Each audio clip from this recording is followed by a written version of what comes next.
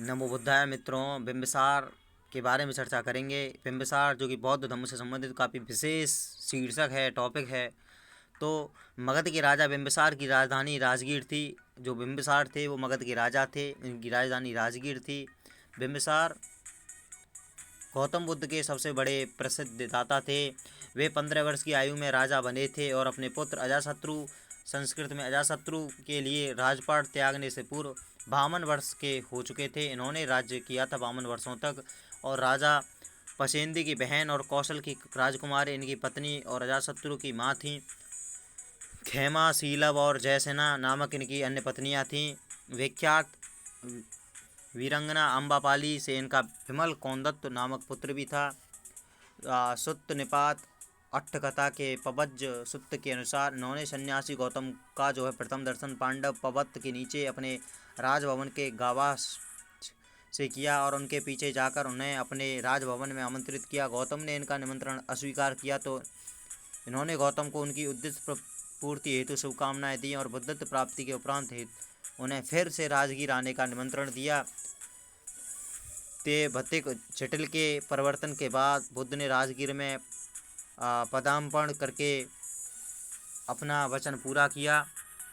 बुद्ध और उनके अनुयायी राजकीय अतिथियों की भांति राजगीर आए और बुद्ध और उनके अनुयायियों के लिए भैलवन उद्यान दान में देने के अपने प्रण की पूर्ति दर्शाने के लिए बिंबिसार ने बुद्ध के हाथ स्वर्ण कलश के पानी से धुलवाए।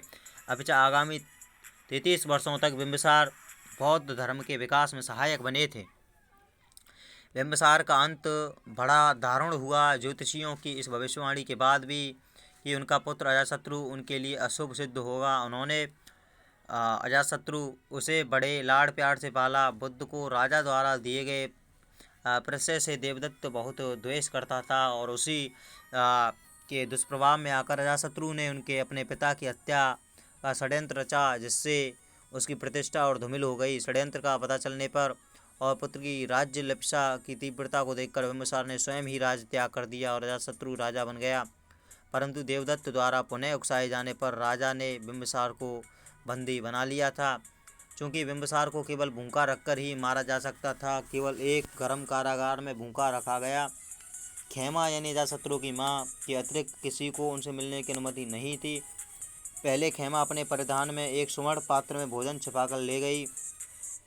उसका पता चलने पर वे अपने पाद त्राण में भोजन छिपाकर ले गई। उसका पता भी चल गया तो उन्होंने अपने सिरों वस्त्र मोली में भोजन छिपाकर ले जाना चाहा। उसका भी पता चल गया तो वे सुगंधित जल में स्नान करके अपनी देह को मधु से लेप कर गईं, जिससे वृद्ध राजा उसे चाट ले और बच जाए। पर अंततः यह भी पता चल गया और उनका भी प्रवेश निषेध कर दिया गया। फिर भी चल ध्यान योग से बिंबिसार जीवित रहे।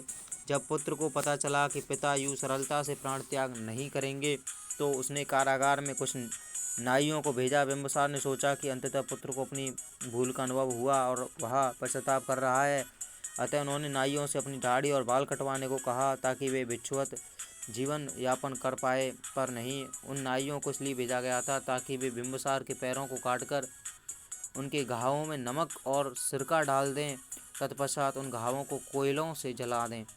इस प्रकार बिंबिसार का चल ध्यान रोक दिया गया और वे दुखद मृत्यु को जो है प्राप्त हुए थे।